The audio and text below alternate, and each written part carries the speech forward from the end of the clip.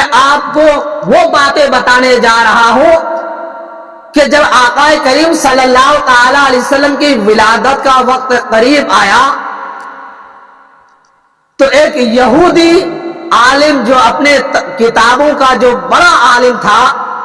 وہ مکہ المکرمہ کے قریب آ کر اب گھر بنا لیا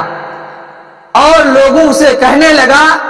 اے لوگوں سن لو میری بات کو، ایک بچہ پیدا ہونے والا ہے، ایک بچہ پیدا ہونے والا ہے، اور جو شخص اس بچے کی اطاعت کرے گا وہ کامیاب ہو جائے گا، اور جو اس بچے کی اطاعت نہیں کرے گا وہ خاکسار اور برباد ہو جائے گا۔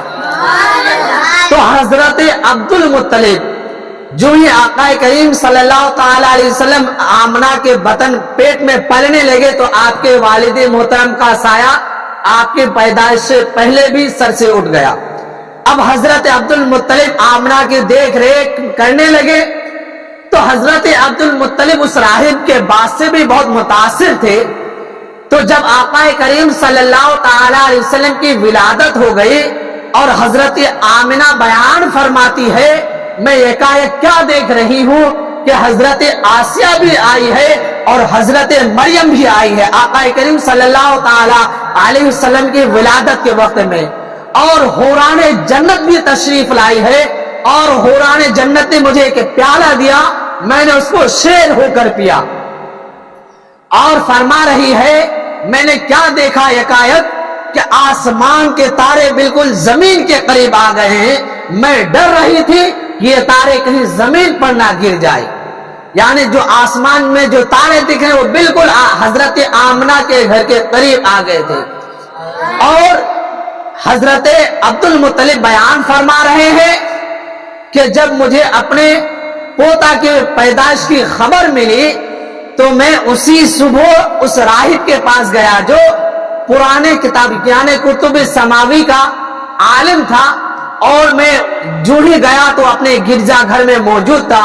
ابھی میں کچھ بولا بھی نہیں تھا وہ شخص کہنے لگا اے عبد المطلب تجھے کچھ معلوم بھی ہے وہ ستارہ احمد طلوع ہو چکا ہے جس کے بارے میں تم سے تذکرہ کیا کرتا تھا، آج وہ چاند آج وہ ستارہ گردش کر لیا ہے، آج وہ شخص پیدا ہو گیا ہے۔ حضرت عبد المطلب بے چین ہو گئے کہ ابھی میں بتایا بھی نہیں ہوں کہ میرے گھر پوتا پیدا ہوا ہے اور ہم سے پہلے یہ راہب یہ عالم کہہ رہا ہے کہ وہ بچہ پیدا ہو گیا ہے۔ اور پھر کہنے لگا وہ شخص کہ اے عبد المطلب اپنی زبان کو بند رکھو، یعنی اس بچے کے بہت حاسد ہوں گے، اس کے بہت دشمن ہوں گے، اس کے اتنے دشمن ہوں گے کہ آج تک دنیا میں کسی کا اتنا دشمن نہیں ہوا ہے۔ حضرت عبد المطلب بے چین ہو گئے، بے قرار ہو گئے کہ کیا وجہ ہے؟ تو حضرت عبد المطلب نے پوچھ لیا اے شخص ذرا بتا تو صحیح اس بچے کی عمر کیا ہوگی؟ تو اس راہب نے کہا اے عبد المطلب تمہیں پریشان ہونے کی ضرورت نہیں ہے، اس بچے کی عمر 60 سے 70 کے درمیان میں ہوگی، اور حقیقتاً اللہ تبارک و تعالیٰ کے فضل و کرم سے آقا کریم صلی اللہ تعالی علیہ وسلم کی عمر شریف 63 سال ہے جو 60 اور 70 کے درمیان میں۔ بولیے سبحان اللہ۔ اس راہب نے کہا آپ کو پریشان ہونے کی ضرورت نہیں ہے۔ اور حضرت غالباً کابل احبار ہی سے یہ بھی روایت ہے، حضرت عائشہ رضی اللہ تعالیٰ عنہ خود بیان فرماتی ہے کہ جب آقا کریم صلی اللہ تعالی علیہ وسلم کی ولادت کا وقت قریب آیا تو اس وقت ایک یہودی عالم نے آ کر اعلان کیا قریش میں آ کر کہ آپ میں کسی کے گھر میں بچہ پیدا ہوا ہے؟ تو ان میں سے کچھ جن لوگوں کو معلوم نہیں تھا اس نے لا علمی کا اظہار کیا، کہا مجھے معلوم نہیں ہے۔ تو وہ یہودی راہب نے کہا عالم نے کہا اے قریش جاؤ اپنے گھر میں معلوم کرو آج کس کے گھر میں بچہ پیدا ہوا ہے، اور یہ بھی کہا کہ اس بچے کے دونوں شانوں کے درمیان میں مہر نبوت ہوگی، ہم نے اپنی کتابوں میں یہی نشانی پڑھا نبی آخر الزمان محمد رسول اللہ صلی اللہ تعالی علیہ وسلم کی۔ تو قریش کے لوگ بے چین ہو گئے، بے قرار ہو گئے، اور دوڑتے ہوئے بھاگتے ہوئے اپنے گھروں میں گئے،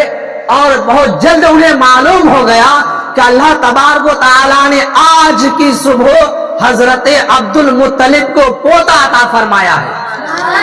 تو پھر جو ہی ان لوگوں کو معلوم ہو جاتا ہے وہ لوگ پھر اس شخص یہودی راہب کے پاس آتا ہے, عالم کے پاس آتا ہے اور کہتا ہے تم نے تو سچ کہا, آج اللہ تبارک و تعالیٰ نے حضرت عبداللہ کو, حضرت عبد المطلب کو پوتا عطا فرمایا ہے.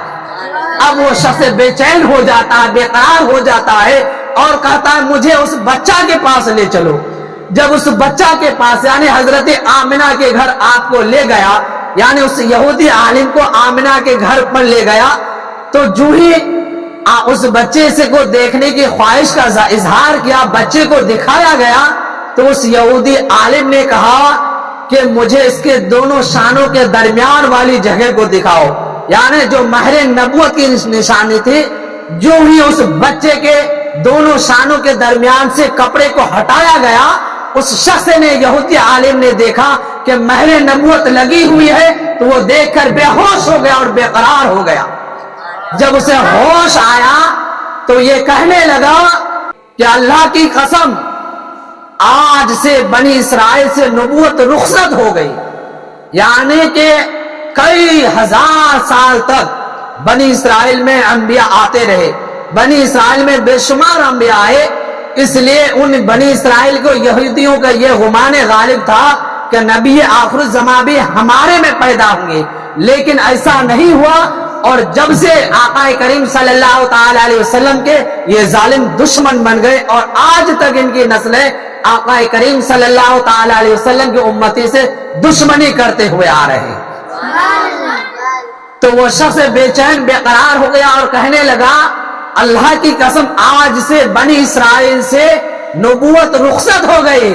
اور اے عبد المطلب تمہیں مبارک ہو, اب تم پوری دنیا میں غلبہ حاصل کرو گے, اب تم اقتدار حاصل کرو گے, اب مشرق و مغرب میں تمہارے عزت و شہرت کے پرچم لہرائے جائیں گے.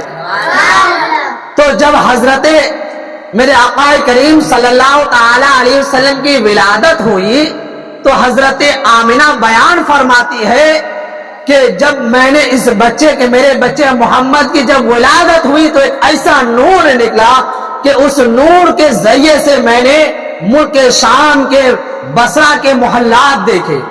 اور دوسری روایت میں یہ آتا ہے کہ اس نور کی روشنی اتنی روشن اور واضح تھی کہ ملک شام کے جو شہر تھے بصرہ, اور بصرہ کے بازار کو دیکھا, اور اس بازار میں جو اونٹ تھے اس اونٹ کو دیکھا. یہاں تک فرماتی ہے کہ بصرہ کے بازار میں جو اونٹ تھے اس کے گردنوں کو بھی میں نے دیکھا. اللہ مسلمانوں, یہ ملک شام کہاں ہے اور مکہ المکرمہ کہاں ہے؟ ہزاروں میل کی دوری ہے, لیکن آقا کریم صلی اللہ تعالی علیہ وسلم کی ولادت میں جو روشنی پھیلی, اس روشنی کے بارے میں بیان فرما رہی ہے کہ میں نے مکہ میں رہ کر بھی